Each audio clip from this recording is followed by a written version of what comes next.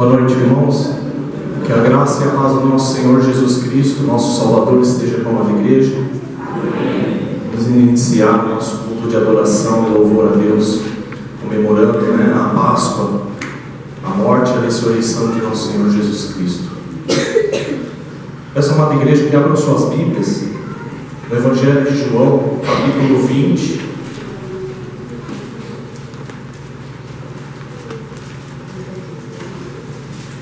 Evangelho de João, capítulo 20, versículos de 1 a 10.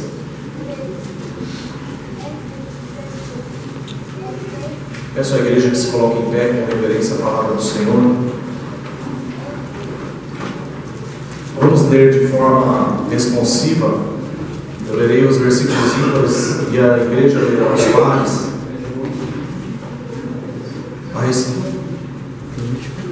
De 1 a 20. João 20, de 1 a 10, desculpa. A ressurreição de Jesus. No primeiro dia da semana, Maria Madalena foi ao sepulcro de madrugada, sendo ainda escuro, e viu que a pedra estava removida. Então correu e foi ter com Simão Pedro e com outro discípulo a quem Jesus amava, e disse-lhes: tiraram do sepulcro, Senhor, e não sabemos onde o puseram. Saiu, pois, Pedro e o outro discípulo e foram ao sepulcro.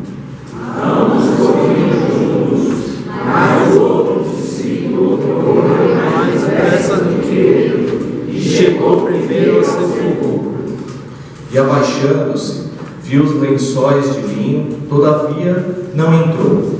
Então Simão Pedro, seguindo, chegou e entrou no sepulcro. Ele também viu os lençóis. E o lenço que estivera sobre a cabeça de Jesus e que não estava com os lençóis, mas debaixo num lugar à parte. Então entrou também outro discípulo, que chegara primeiro ao sepulcro, e viu e creu. Pois ainda não tinha compreendido a Escritura, que era necessário ressuscitar ele dentre os mortos. E voltaram os discípulos outra vez para Galiléia.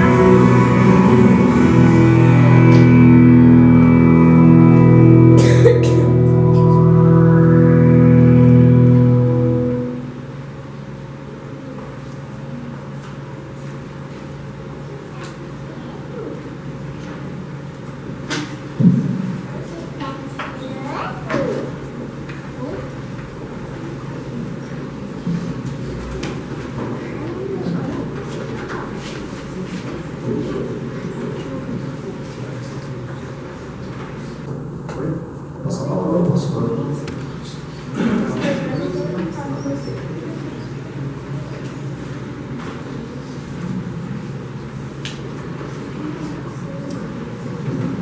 Graça e paz, irmãos. Hoje nós lembramos o dia mais importante das nossas vidas. Nós somos irmãos meio tristes. Nós devíamos estar todos aqui sorridentes. Se Jesus não tivesse ressuscitado, aí sim nós teremos razão de estar tristes. A morte de Jesus lá na cruz do Calvário não valeria de nada se ele não tivesse ressuscitado. Mas Jesus ressuscitou, embora haja muitas pessoas que dizem não ser isto verdade. Quando os irmãos abrissem as suas Bíblias, na carta de Paulo aos Coríntios, na primeira carta, capítulo 15,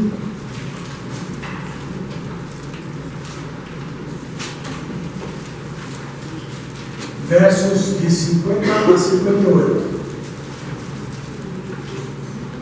1 aos Coríntios, capítulo 15, versos de 50 a 58. Mesmo assentados como os irmãos estão, mas com toda a reverência, ouçam a leitura da palavra do Senhor, que diz assim: isto afirmo, irmãos, que a carne e o sangue não podem herdar o reino de Deus, nem a corrupção herdar a incorrupção. Eis que vos digo um mistério: nem todos dormiremos, mas transformados seremos todos. No momento, no abrir e fechar de olhos, ao ressoar da última trombeta, a trombeta soará, os mortos em Cristo ressuscitarão incorruptíveis, e nós seremos transformados. Porque é necessário que este corpo corruptível se revista da incorruptibilidade, e que o corpo mortal se revista da imortalidade. E quando esse corpo corruptível se revestir de incorruptibilidade, e o que é mortal se revestir de imortalidade, então se cumprirá a palavra que está escrita: tragada foi a morte pela vitória. Onde está a morte, a tua vitória? Onde está a morte, o teu aguilhão? O aguilhão da morte é o pecado, e a força do pecado é a lei. Graças a Deus que nos dá vitória por intermédio do nosso Senhor Jesus Cristo. Portanto, meus amados irmãos, sede firmes, inabaláveis e sempre abundantes na obra do Senhor, sabendo que no Senhor o vosso trabalho não é vão. O apóstolo Paulo escreve esta carta aos nossos irmãos lá na igreja de Corinto, e esse trecho, do capítulo 15, é uma porção, a maior porção doutrinária dessa carta. Mais do que isso, é a maior parte de todas as escrituras que trata da ressurreição. Isso acontece por causa da visão grega e mundana que estava entrando na igreja e levando a proposta de que não havia ressurreição.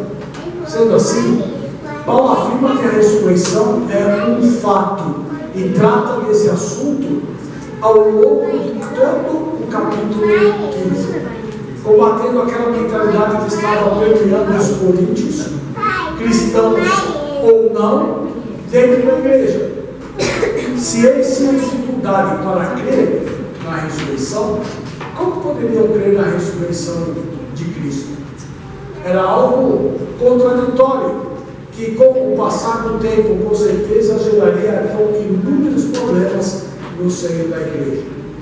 Muitos religiosos dizem que depois da morte vamos reencarnar e seremos outra pessoa, um outro indivíduo.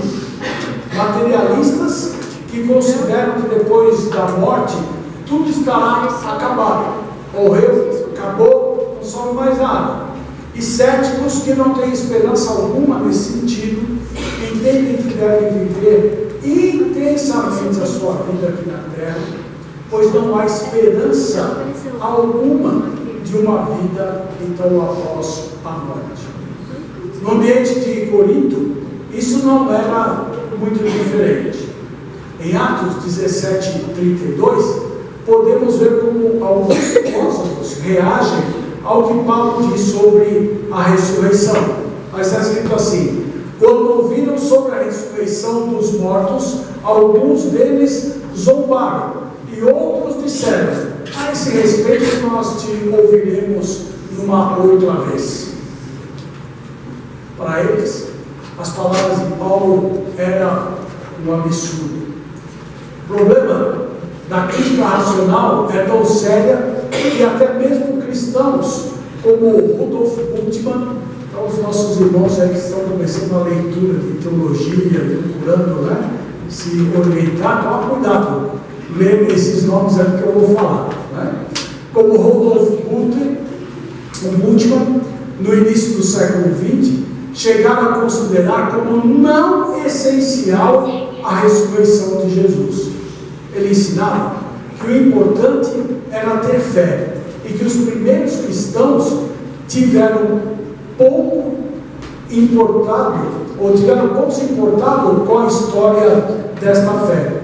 Ele afirmava que a ressurreição não é um evento da história passada.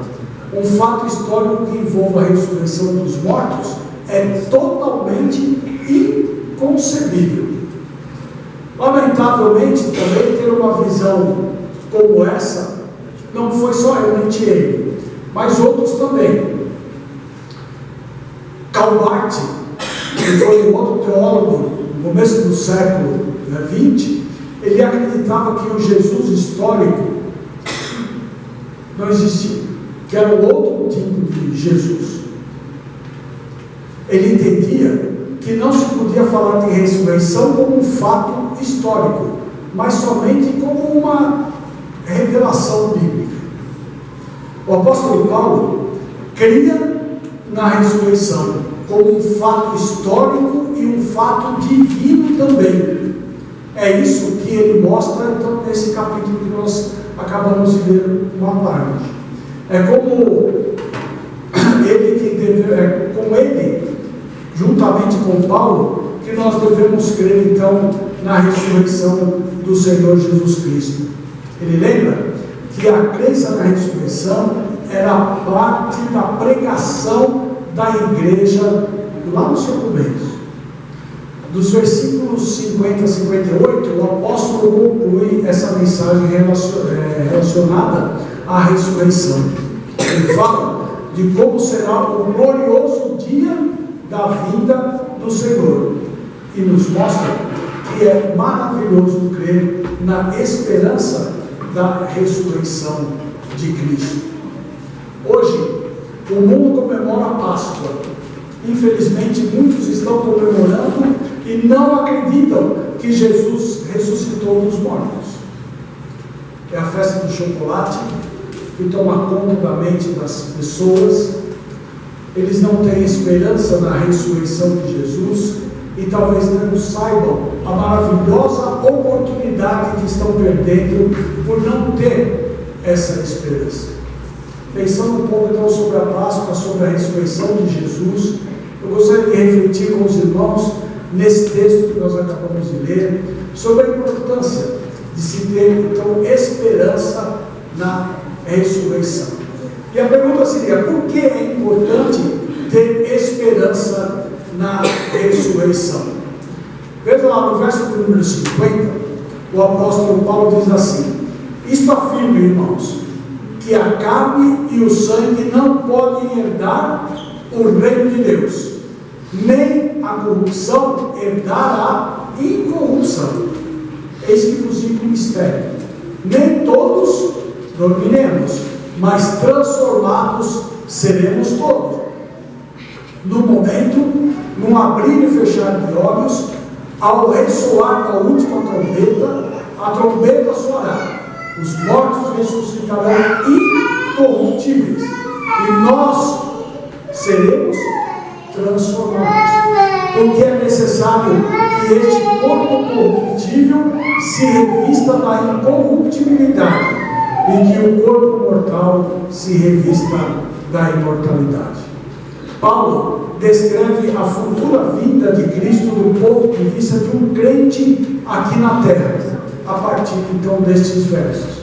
Ele já mostrou que os que morreram serão ressuscitados incorruptíveis, e agora mostra que os que estiverem vivos na vida de Jesus serão transformados.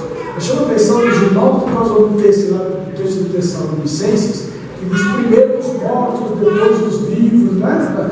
Não é, né? Aquele texto precisa ser analisado à luz disto que Paulo está nos dizendo na carta aos Coríntios. Vai ser assim, ó, num abrir e fechar de olhos, no mesmo instante, os mortos em Cristo serão ressuscitados com o corpo incorruptível, e nós, os que estivermos vivos, seremos então transformados com o corpo semelhantes ao do Senhor Jesus Cristo. Eu não atenção de novo, porque tem alguns autores que dizem que nós vamos ter um corpo igual ao do Senhor Jesus Cristo. Champlin é um desses que fala a esse respeito, que o nosso corpo será igual ao corpo do Senhor Jesus Cristo. Não é, é semelhante, porque Jesus é Deus e nós não somos. Nós não podemos ter um corpo igual ao Senhor Jesus Cristo, mas nós teremos um corpo incorruptível. Como é isso? Não faço a menor ideia. Eu já faço com os irmãos lá na casa de Capitúlios, não sei como é. A Bíblia não explica, ela somente diz que vai ser desta forma. Essa é a maravilhosa transformação pela qual todos nós passaremos. Jesus passou por essa transformação, sem a qual ele não poderia voltar para o céu. Nós não estamos falando de ressurreição do corpo físico. Os coríntios estavam sendo influenciados por esse tipo de pensamento por causa do ensino rabínico, que mencionava uma ressurreição no mesmo corpo. A ressurreição da qual as Escrituras nos falam é a transformação do nosso corpo fraco e perecível em um corpo glorioso, semelhante ao que Jesus está vivendo agora. Olha também o que diz o verso número 42. O corpo que é semelhante é perecível e ressuscita imperecível. A característica do corpo que nós temos hoje, principalmente se você já passou dos 30 anos, é mais fácil de perceber se é perecível ou não. Né? Enquanto você é jovem, bonito, né? Tudo bem. Né? Aqui fui até condescender, né? Passou dos 30, passou dos 20, né? Aí já começa a sentir os problemas dessa perecibilidade do nosso corpo por causa da ação do pecado. Os anos vão passando, você já não ouve direito, o braço vai ficando curto, né? Não enxerga mais direito, não enxerga mais, não dorme direito, corre o risco de, quando for fazer exercícios, nós podemos travar ao levantar, né? Vocês já não sentiram isso, não é? Aí levantar da cama, porque a gente chama da idade do compor, né? Dói aqui, dói lá, dói no cerro, né? Esse corpo é fraco. Você pode fazer plástica, pode dar naquela reformada geral, né? Fazer funilaria, pintura, não tem mais. Mas o corpo é perecível. Você começa a morrer no dia em que você nasce. É assim. Porque o salário do pecado é a morte. Essa é a característica do nosso corpo, que por causa do pecado sofre essas consequências.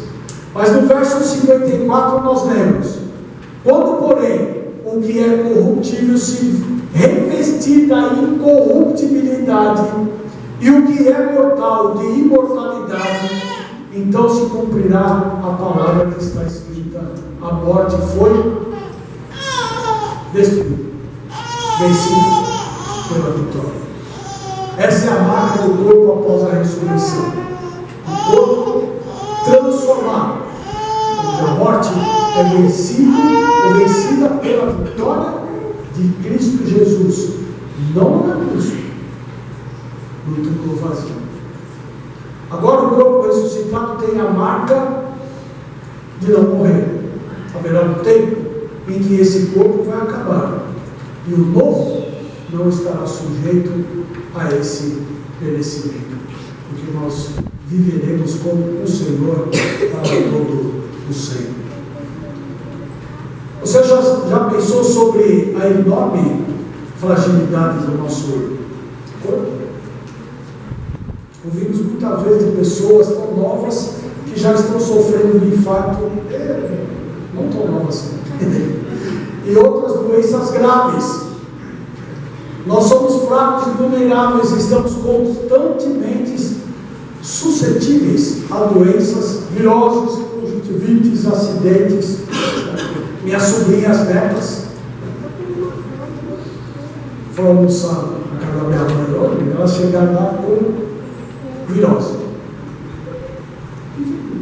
Pequenas, mas já estão sentindo esse problema.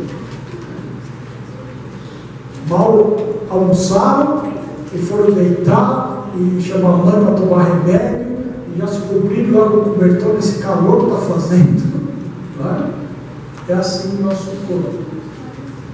Podemos diminuir certos riscos com alimentação, exercício e higiene, mas não podemos evitar totalmente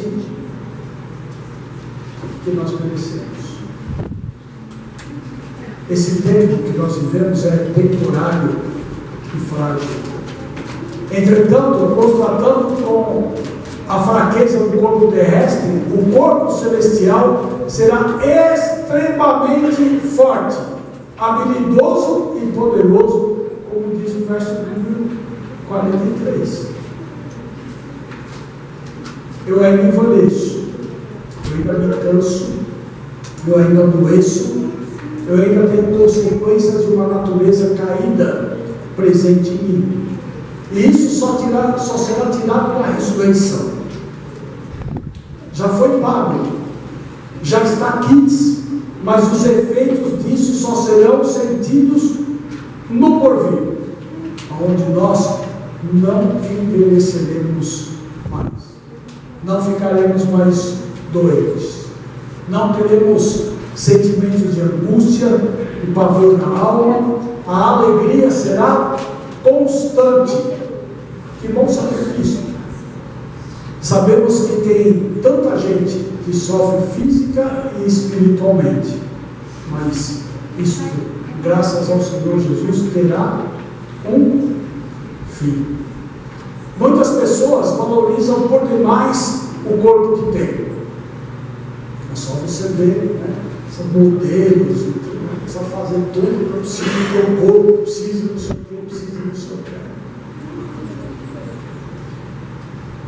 Muitas pessoas são idólatras do próprio corpo. Temos que entender que devemos cuidar sim do nosso corpo. E por que nós devemos cuidar do nosso corpo? Porque ele é a habitação do Espírito Santo. Mas reconhecendo que ele é perecível, que está sujeito a todas as consequências que o pecado causa nele, mas que esse corpo será transformado pelo Senhor Jesus quando ele voltar, nós devemos dizer: obrigado, Pai, obrigado, não só por esse corpo, mas principalmente pelo nosso corpo que será transformado. Por que é importante ter esperança na ressurreição? Porque a ressurreição garante a vitória sobre a morte. Veja os versos 54 até 56. Podemos pensar em morte de duas maneiras. A primeira delas é que a morte é a separação física, ou seja, a alma separada do corpo. Veja, irmãos, a alma é imortal. Não tem essa história como alguns são aniquilamento da alma. A alma não morre. A alma é imortal. E ela está dentro de um corpo que é. Por isso que a filosofia grega, que Paulo está combatendo aqui na carta aos Coríntios, dizia o seguinte: olha, você pode fazer com o corpo o que você quiser, porque esse corpo aqui não presta para nada. Então você pode abusar do seu corpo do jeito que você quiser, porque aquilo que é importante é a alma que está dentro de você. Essa é a alma que é pura, que não tem pecado, que é colocada dentro do corpo, que é corrupto, perecível e cheio de pecado. Então não faz mal. A hora que o corpo morrer, já foi. Sobra a alma. E o apóstolo Paulo está dizendo exatamente o contrário. Está dizendo que os nossos corpos serão transformados. Então a morte não pode ser encarada dessa forma, uma separação entre a sua parte imaterial, que é a alma ou o espírito, e o seu corpo, que é físico. Outra vertente é que a morte é a separação de Deus, que foi isso que aconteceu primeiro, então, lá no Jardim do Éden. Essas duas mortes foram destruídas, fazendo com que a alma pudesse adquirir um novo corpo e se encontrar definitivamente com Deus. Ou seja, quando Jesus voltar, o nosso corpo será de novo resgatado, transformados, juntados com a nossa alma, e nós viveremos novamente com o Senhor. É o que eu chamo a atenção que vai fazer. Ah, irmão, mas e se eu for cremado, como é que vai fazer? É o irmão aí, coitado que morreu lá no mar, o tubarão comeu, lá o peixe comeu, como é que faz?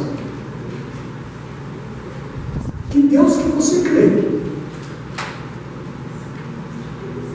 que não é capaz de juntar de novo o seu corpo com a sua alma. Hebreus 2, 14 a 15, no verso 14, diz o seguinte: e visto como os filhos participam da carne e do sangue, também ele participou das mesmas coisas, para que pela morte aniquilasse o que tinha o império da morte, isto é, o diabo, e livrasse todos os que, com medo da morte, estavam por toda a vida sujeitos à servidão. A morte não nos causa medo. Alguém tem medo de morrer aqui, irmão? Tem? Mentira, estou vendo aqui. Tem que ter medo de morrer, sim. Por que as pessoas têm medo de morrer? Porque não sabe o que vai acontecer depois.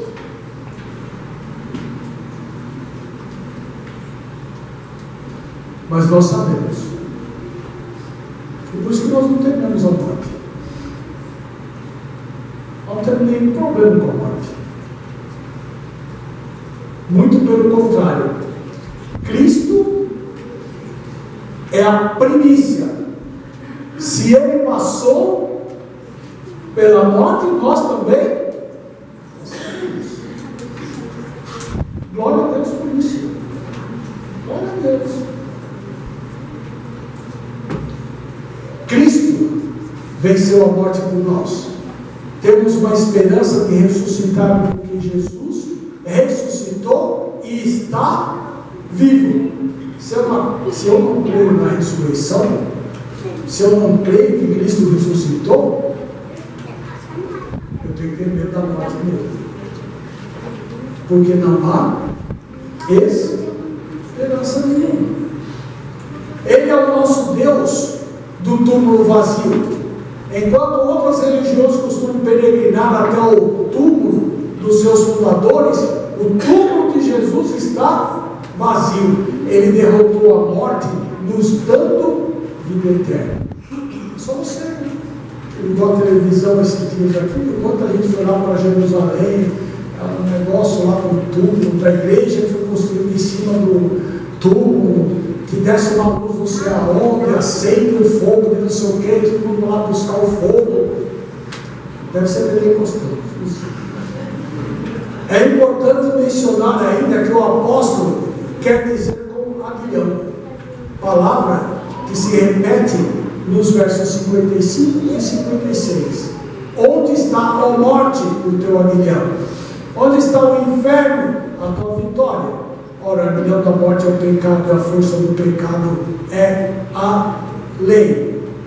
É lógico, porque é pela lei que nós temos o conhecimento do pecado. Se não fosse a lei dizer que aquilo é pecado ou não, saberia. Aguilhão é o ferrão de um inseto venenoso que pode matar. Um escorpião, por exemplo. Assim, a consequência desse aguilhão, isto é, do pecado, é a própria morte. Em Romanos 6,23 lemos: pois o salário do pecado é a morte, mas o dom gratuito de Deus é a vida eterna em Cristo Jesus, o nosso Senhor. Essa é a nossa situação. Mortos espiritualmente. Nós somos pecadores e temos esse aguilhão da morte dentro de nós, que nos leva à separação eterna de Deus. Mas graças à morte e à ressurreição do Senhor Jesus, fomos libertados desta escravidão. Por isso, nós comemoramos a Páscoa hoje.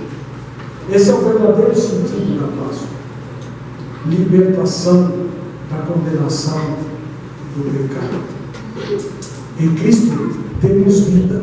A morte foi derrotada. Glória a Deus por isso. Veja, a comparação aqui do apóstolo Paulo é com aquilo que aconteceu com o povo judeu. Deus tirou o povo lá do Egito com mão poderosa. O sinal dessa libertação era qual? Cadê o pessoal da casa categoria? Qual que era o sinal? O sangue nos umbrais das portas, né? Páscoa quer dizer passagem, quer dizer que o anjo do Senhor passou por cima de toda a casa que tinha o sangue pintado nos umbrais das portas. E Deus, com mão poderosa, tira então o povo da escravidão do Egito. Disse-lhe o Senhor Jesus, na noite que foi traído, tendo tomado o pão, o partiu e deu graças e disse: isto é o meu corpo que é dado por vós. Comei dele todos. E assim fazendo, lembrais a minha morte até que eu venha. Eu convido os irmãos então a participarem do pão.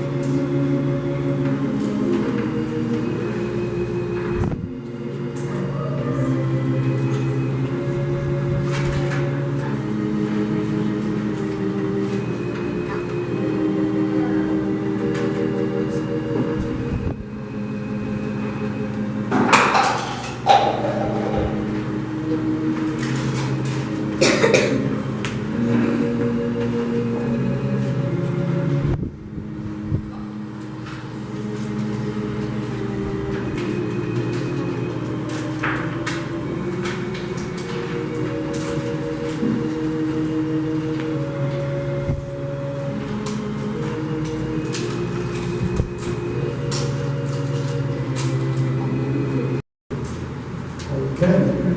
Que a gente guarde o sábado por causa disso, não sei o que por causa disso.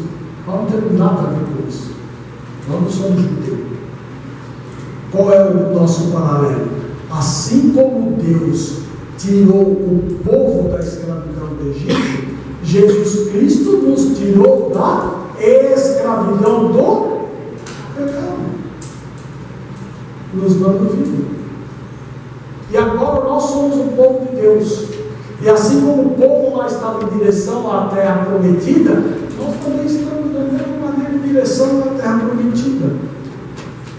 Aquela que o Senhor disse que foi preparar lugar para cada um de nós. A morte foi destruída pela vitória.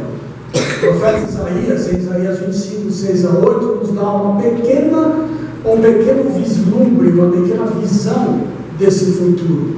Ele diz assim, ó: neste monte o Senhor dos Exércitos preparará um farto banquete para todos os povos. O banquete de vinho envelhecido, com carnes suculentas e o melhor vinho. Neste monte ele destruirá o véu que envolve todos os povos e a cortina que cobre todas as nações. Destruirá a morte para sempre. O soberano, o Senhor, enxugará as lágrimas de todo o rosto e retirará de toda a terra a zombaria do seu povo. Foi o Senhor que disse. Há uma festa sendo preparada para nós nesse grande e glorioso dia. Porém, podemos nos alegrar porque na vitória que se consumará no dia da volta de Jesus, tanto o aguilhão da morte como a própria morte serão vencidos para sempre. Mas por que é importante ter esperança na ressurreição?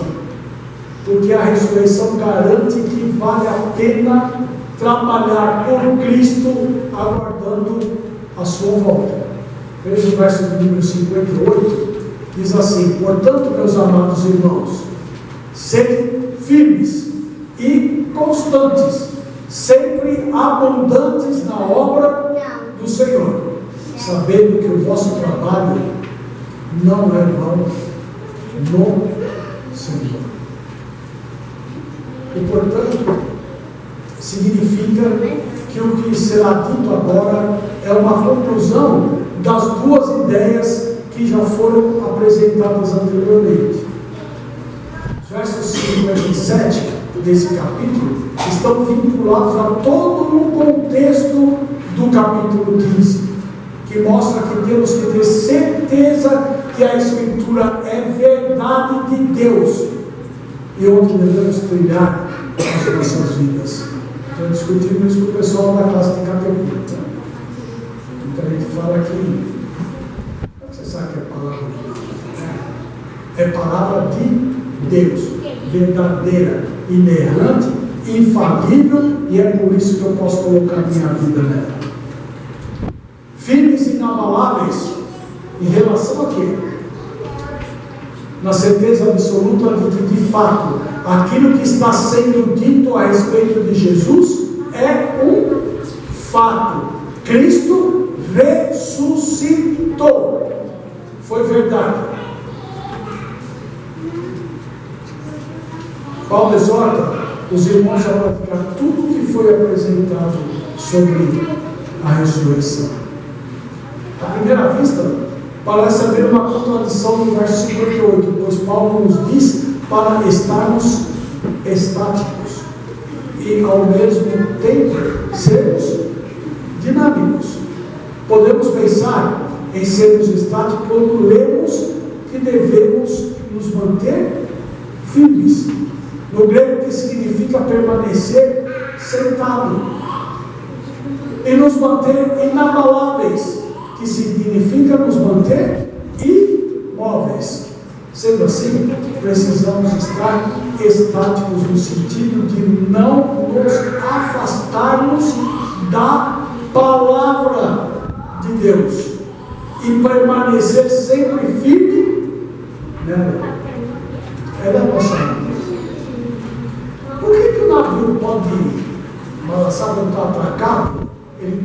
avançar, mas ele não sai do lugar. Porque ele tem uma âncora. É isso que a palavra de Deus para nós, a nossa âncora. Nós não podemos sair deste lugar. A figura que nos ficar estático, é porque nós não devemos sair da palavra de Deus. Ela é que nos orienta, ela é que nos guia, ela é a verdade para as nossas vidas. É na Escritura que encontramos a doutrina correta a respeito da ressurreição. Qualquer outra coisa que você encontre por aí não é verdade. Se você disser que outra coisa é verdade, você está dizendo que Deus é mentiroso. Porque a palavra de Deus diz que Deus não pode mentir.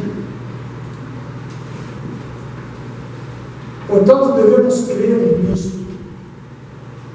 Devemos nos dedicar à leitura, investir o nosso tempo na busca do conhecimento de Deus. É por isso que próximas terças-feiras nós vamos estudar para conhecer de fato o Deus que nós servimos. A segunda exortação que nos motiva é sermos dinâmicos. Está relacionada à dedicação. A palavra original do grego significa exceder as expectativas. Não é somente você fazer o mínimo indispensável. Tem gente que acha que vir uma vez por semana na igreja está muito bom. A palavra diz que você tem que exceder as expectativas. Eu acho isso interessante porque nós vivemos a nossa vida assim. Nós não gostamos das coisas de qualquer jeito. Pensa o seguinte: você, meu jovem, você minha jovem,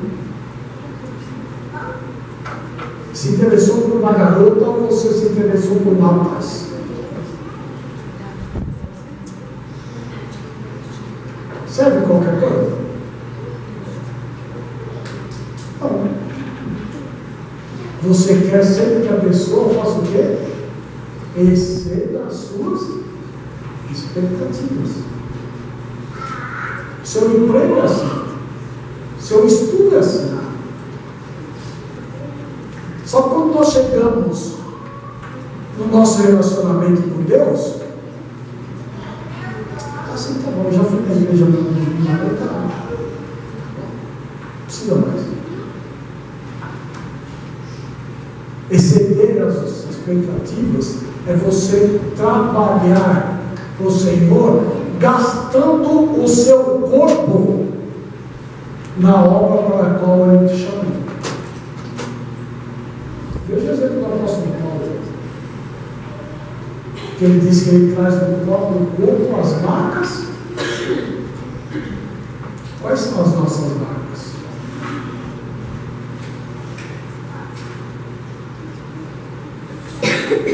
Se você crê que Jesus morreu e se você é grato por tamanha generosidade de Deus, exceda as expectativas.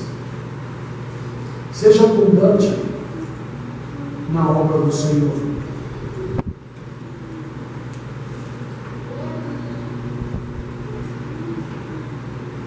O mínimo que Deus poderia esperar de nós é que sejamos dedicados a anunciar que Cristo morreu, foi sepultado, mas ressuscitou ao terceiro dia, segundo as Escrituras, e que quer dar vida eterna para as pessoas. Você tem feito isso? Você aproveitou esses dias para falar para as pessoas do amor de Deus, 15. Aquele que morreu na sexta-feira, ressurgiu no domingo e que vive está.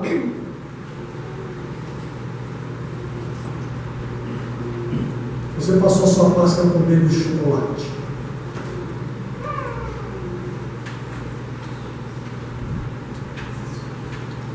Tal como diz o apóstolo Paulo, se nós vivemos na perspectiva da eternidade, não podemos nos contentar com uma participação esporádica na obra do Senhor. Muitas vezes encontramos irmãos prostrados, abatidos, desmotivados, deixando de fazer o que nos cabe fazer. Muito bem assim, hoje. Pastor, eu não sei. Às vezes me dá uma coisa. Crente sempre tem uma coisa, né? Se você me dá uma coisa, muito insano. Eu não oro, eu não leio a Bíblia, eu não vou na igreja, eu não sei o que está acontecendo. O que está acontecendo é que você não ora, que você não lê a Bíblia, que você não vai na igreja. É isso que está acontecendo. Não é uma coisa.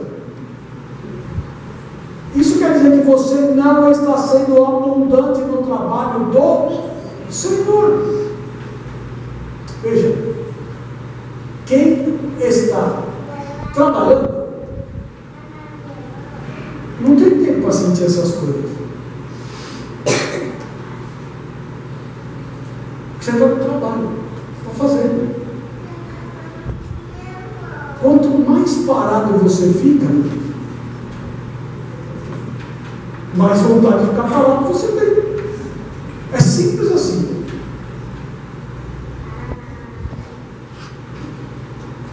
Olha o que o apóstolo Paulo nos diz: você vive na perspectiva da eternidade. Se você de fato vive nessa perspectiva, não há espaço para você estar desse jeito, prostrado, abatido, desmotivado, cabisbaixo.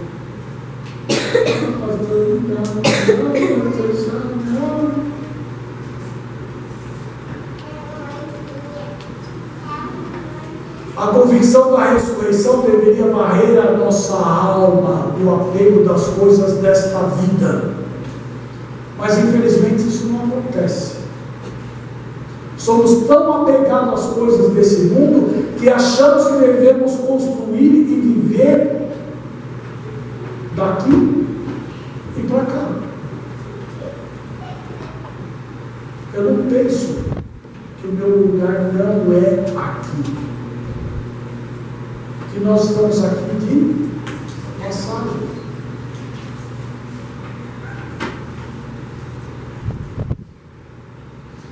Enquanto Paulo diz: não dê ouvidos a essas coisas, sejam inabaláveis, sabendo que no Senhor o vosso trabalho não é.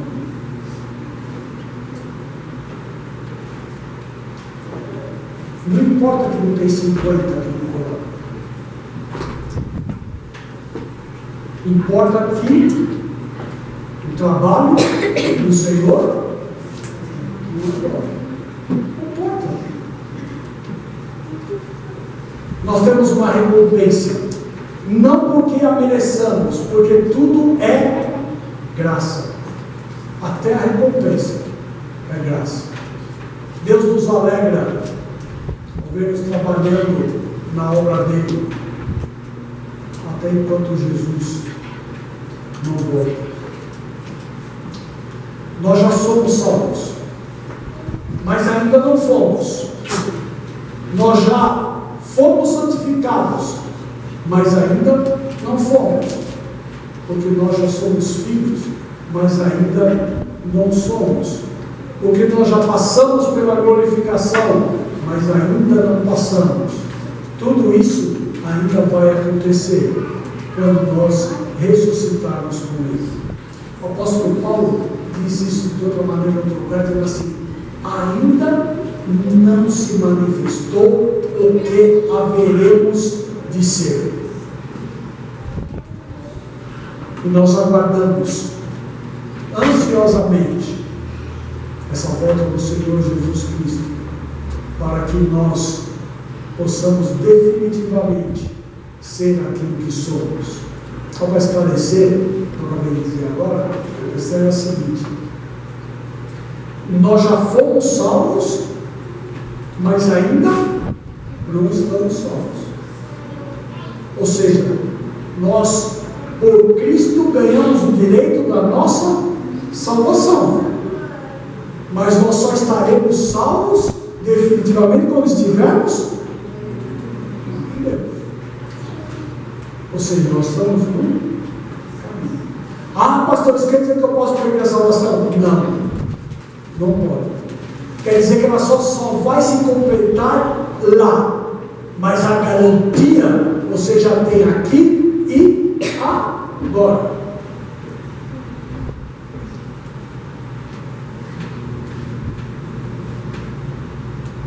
Ele teve um corpo glorioso na sua ressurreição. E nós teremos também, porque todas essas coisas foram conquistadas por Ele para nós. Agradeça a Deus nessa noite pela ressurreição de Jesus Cristo. Por meio dela, nós teremos um novo corpo. Teremos a vitória sobre a morte e uma esperança de que vale a pena servir ao Senhor. Você crê nisso? Amém? Amém. Amém. Não pode ser aleluia. Tem que ser amém. Sabe por quê? Assim seja. Glória a Deus, né? Porque assim tem que ser na nossa vida, porque Cristo conquistou isso por nós. Amém? Muito bem. Eu quero convidar os nossos irmãos presbíteros que estão presentes a participarem juntamente na composição da mesa com o pastor, para que nós possamos participar da ceia.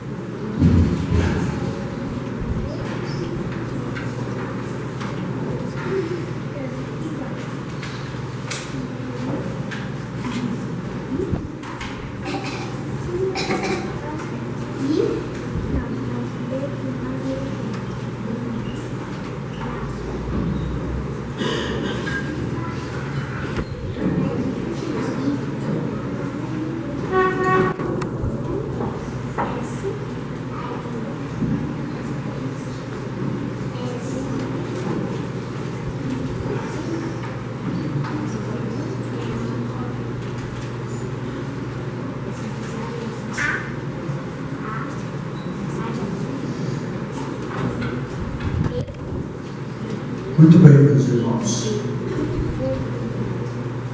Nós não tivemos a oportunidade de estarmos juntos na sexta-feira para relembrarmos este ato significativo do Senhor Jesus Cristo, quando pela última vez ele, juntamente com os seus discípulos, pode participar da ceia. Naquele momento foi a ceia judaica, que lembrava a libertação do povo da escravidão do Egito. Mas quando o Senhor Jesus toma o pão, parte e dá graças, ele rompe definitivamente com a ideia de uma religião nacional, de uma religião judaica, de um Deus judaico. A religião de Deus é o Senhor Jesus Cristo. E ela é uma religião universal. Não está restrita a um único povo ou a uma única igreja que seja. Ela é universal. E é por isso que nós, em obediência à instrução do Senhor Jesus Cristo, repetimos este ato. Lembrando que o Senhor Jesus está presente conosco. Que estes elementos são apenas simbólicos. O pão é pão, o vinho, no nosso caso aqui, é suco de uva. Eles representam, eles não são. Mas o Senhor disse que nós deveríamos participar tanto do pão quanto do vinho, para exatamente lembrar aquilo que Ele fez por nós e a garantia que Ele nos deu de tudo aquilo que Ele fez ao ressuscitar. E assim como Ele ressuscitou, nós também ressuscitaremos, caso o Senhor não volte antes de nós morrermos. Eu quero convidar você então, meu irmão, você minha irmã, você que nos visita, a ficar de pé. Vamos buscar o Senhor em oração. Santo e eterno Deus, mais uma vez nós te buscamos, porque as tuas maravilhas, os teus sinais e prodígios fartamente podem ser verificados, Senhor, na história que tu mesmo conduzes. Nós te agradecemos porque podemos hoje nos lembrar da ressurreição do Senhor Jesus Cristo. Um fato histórico que enche as nossas vidas de esperança, porque um dia seremos semelhantes ao nosso Senhor. Assim, ó Pai, nós te agradecemos e te pedimos que tu consagres, ó Deus, a parte dos elementos que serão utilizados na ministração da ceia. Que cada um de nós possa ter, Senhor, esta bendita esperança de ressuscitarmos para estarmos juntamente com o Senhor, em nome de quem nós oramos. Amém. Como de costume, você que não vai participar da ceia, você se assenta. Você que vai participar, também pega a sua porção, se assenta e espera o pastor dar a instrução, e todos nós participaremos então da ceia juntos. O apóstolo Paulo, dando orientação aos crentes lá da igreja de Corinto, disse que o Senhor Jesus, na noite que foi traído, tendo tomado o pão, partiu e deu graças e disse: isto é o meu corpo que é dado por vós. Comei dele todos. E assim fazendo, lembrais a minha morte até que eu venha. Eu convido os irmãos então a participarem do pão.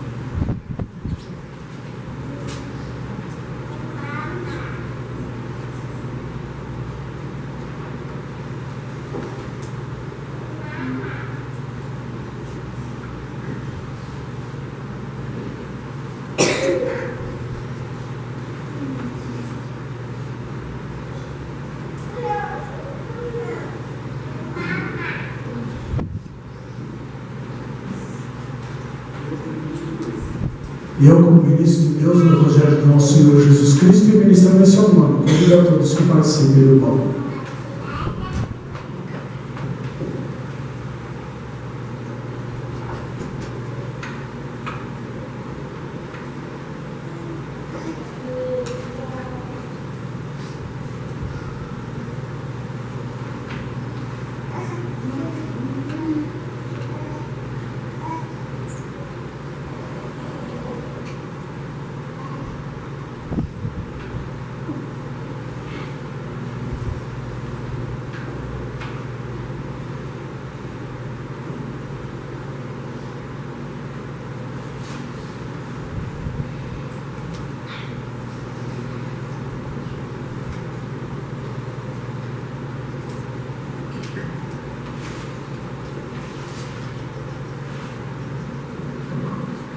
Do semelhante modo, depois de haver ceado, o Senhor Jesus tomou o cálice e disse: esse é o cálice da nova aliança feita no meu sangue. Bebei dele todos, e assim fazendo, anunciais a minha morte até que eu venha. Eu convido os irmãos a colocar-se em pé de novo para participar do vinho.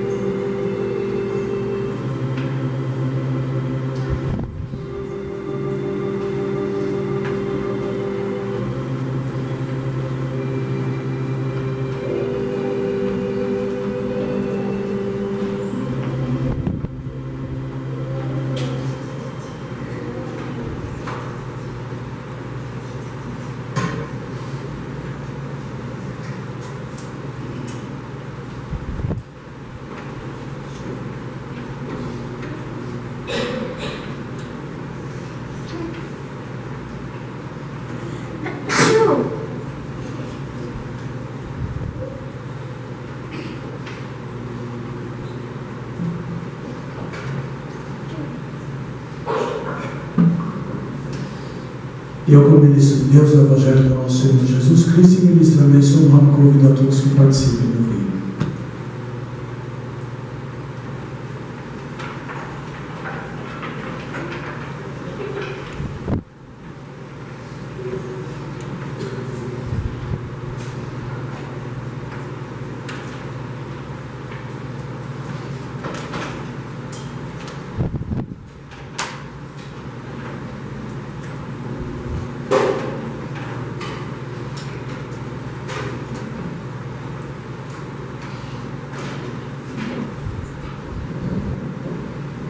Convido os irmãos a ficarem em pé novamente.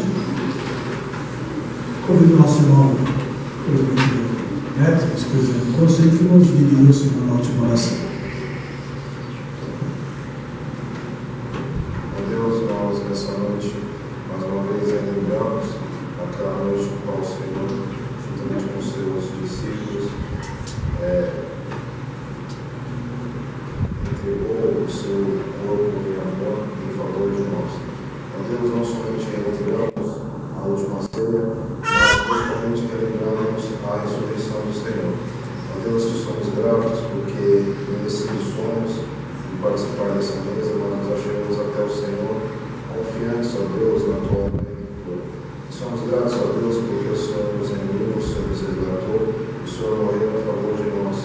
Somos gratos, ó Deus, pelo sangue derramado no cruz do Calvário, o qual é poderoso para nos salvar. E a Deus, graças te damos porque o Senhor prometeu e sabemos que o Senhor voltará e um dia nos levará para estarmos contigo. Ó Deus, aguardamos a tua volta, a tua igreja, ó Deus, grita, Maranata, hora vem, Senhor Jesus. No nome do Paulo, aqui conosco, oramos e pedimos a Deus as tuas ricas bênçãos. Nosso Senhor e Salvador Jesus Cristo. Receber a bênção, irmãos. Que as insondáveis riquezas do amor de Deus, nosso Pai, a graça e os méritos da obra salvadora de nosso Senhor Jesus Cristo, Deus o Filho, sejam aplicados pelo Deus do Espírito Santo sobre todo o povo do pacto espalhado sobre a face da terra, sejam aplicados sobre vós, irmãos, hoje e pelos séculos dos séculos. Amém.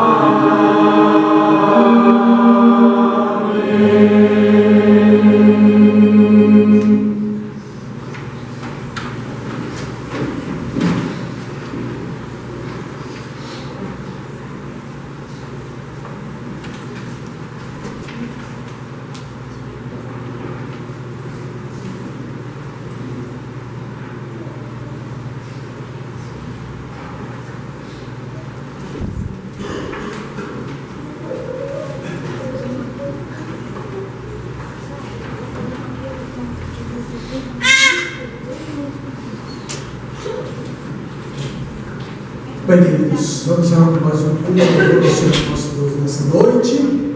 Nos alegramos com a presença de todos. Não recebi nenhum cartãozinho, mas tem lá, está chegando.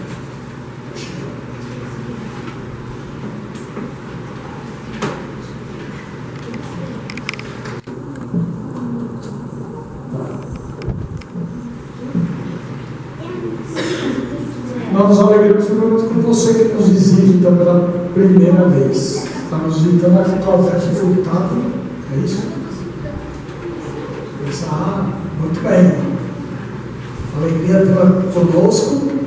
A senhora está nos visitando pela primeira vez, sabendo de alguma igreja evangélica? Qual? A Igreja Mundial. Tá bom. Muito bem, Deus abençoe, viu? Um abraço a vocês, irmãos da igreja, tá bom? Podemos aceitar. Não vamos esquecer que terça-feira nós temos estudo bíblico aqui na igreja. Estamos encerrando então o nosso estudo, né, sobre a igreja. Não é aqui, não. No dia 21, né? Então, na próxima terça-feira, então, às 20 horas, nosso estudo então sobre a igreja, né, origem, característica e missão. No dia 21, nós teremos aqui um encontro e promovido pelos nossos irmãos da mocidade, e nós vamos tratar do seguinte tema: a igreja e a responsabilidade social, né? Até que ponto a igreja é responsável por desenvolver ações sociais, né? O que é que você pensa disso, né? Você está convidado a participar conosco então deste evento. No dia 22 às 19 horas tem a Federação da UMP, então lá no Jardim da Conquista vai ter o curso bíblico, a palestra sobre ateísmo. Você vai aprender a ser ateu lá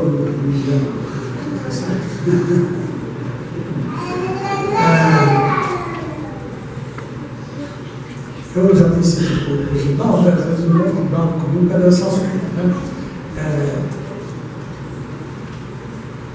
Eu não preciso aprender o errado para fazer o certo. Aprenda o certo que você identifica aquilo que é errado. É simples assim, né? Mas vamos lá. Então nós temos essa palestra a participar, né? Então vamos lá participar. Aí eu lembro sempre do meu pai, né? Do Mar. Uma vez lá na igreja de Sapopemba, da qual eu era pastor, eu perguntava para ele assim, que dia na época era aquela questão da nova era, né? Todo mundo já ouviu falar, né? E aquilo estava fervendo, né? Aí o Jorge dizia, pastor, nós queremos que o senhor faça um estudo sobre a nova era. O senhor faz? Meu pai falou assim, olha filho, eu não quero saber se é nova era, se não era ou se já era. Aprenda a palavra de Deus. Eu não preciso aprender o errado. Aprende o certo, a hora que eu olho o que está errado, né? Mais algum outro aviso? Não, aquele é o recado. É o recado para falar, aí eu pensei que era o recado para mim.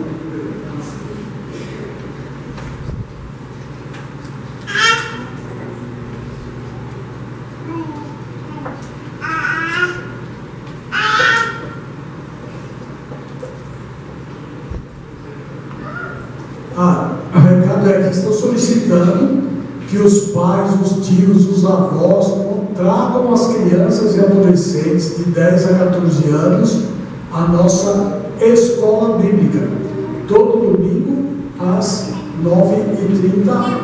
O conteúdo é referente à realidade então dos adolescentes, que são as professoras Ana e Camila,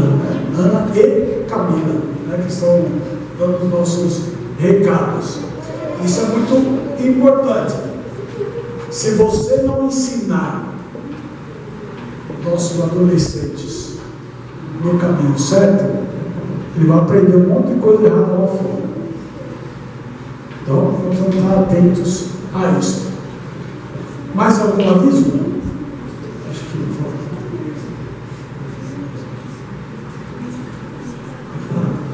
Na próxima terça-feira, depois do estudo bíblico, nós vamos ter reunião com os nossos irmãos que foram eleitos diáconos.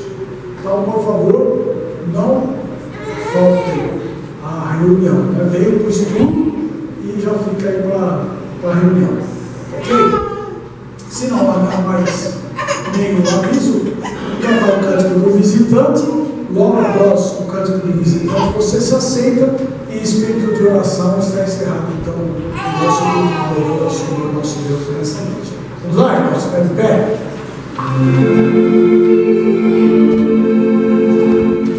Visitante, seja bem-vindo, sua presença é um prazer. Por Jesus estamos dizendo, essa igreja ama você. Deus te ama e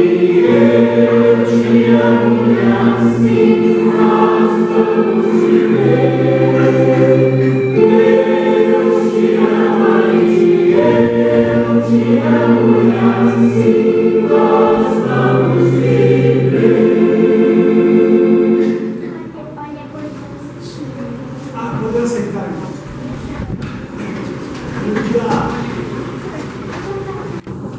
No dia 6 do maio, nós temos o casamento da nossa esposa, né? São casados falando tudo. Aí o pessoal fica de pé, o pessoal vê. Muito bem, né? Estava falando, mas só ficando no carro, começa o casamento da semana. O convite está lá embaixo, né, fixado nos paramentos da igreja, nós vamos deixar ajeitado aí para você não esquecer. Ok? Nós entramos na casa do Senhor, lá não saímos da